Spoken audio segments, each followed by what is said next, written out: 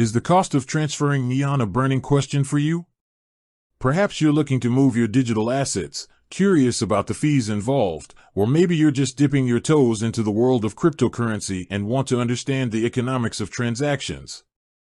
Whatever your reason, navigating the landscape of transfer fees can be a bit like deciphering a cryptic puzzle. Today, we're going to demystify the Neon transfer fee, breaking down what it is, what influences it, and what you can expect when moving your Neon tokens. First off, let's clarify what Neon we're talking about. In the cryptocurrency space, Neon most commonly refers to the native token of the Neon EVM, Ethereum virtual machine, on the Solana blockchain. This innovative solution allows Ethereum developers to deploy their dApps on Solana, leveraging Solana's high throughput and low transaction costs while maintaining compatibility with the vast Ethereum ecosystem. When we talk about Neon transfer fees, we're primarily discussing the costs associated with moving these Neon tokens. So, how much is the Neon transfer fee? Unlike some blockchains with fixed or very predictable fees, the cost of transferring Neon, like many other cryptocurrencies, isn't a static number. It's dynamic and influenced by several factors, primarily network congestion and the specific gas price you're willing to pay. On the Solana blockchain, transaction fees are generally very low, often a fraction of a cent. This is one of Solana's key selling points, its ability to handle a massive volume of transactions at a minimal cost. However, while the base fee for a Solana transaction is incredibly small, the actual cost for transferring Neon can vary slightly depending on the network's current activity.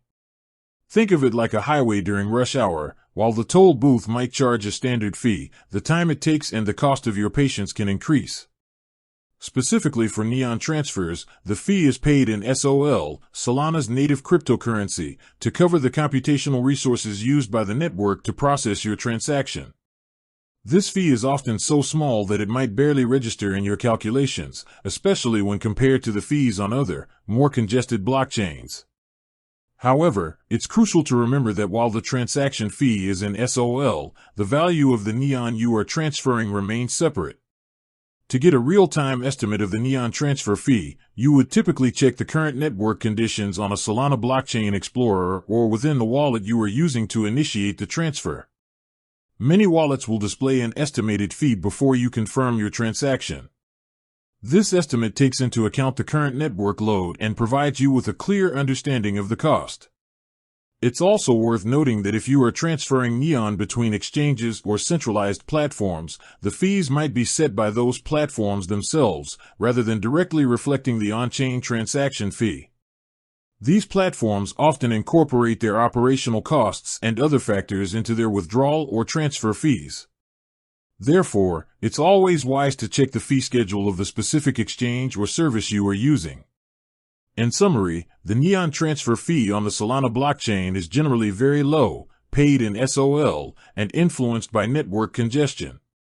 While it's not a fixed number, it's designed to be highly efficient and cost-effective, aligning with Solana's mission to provide a scalable and affordable blockchain experience.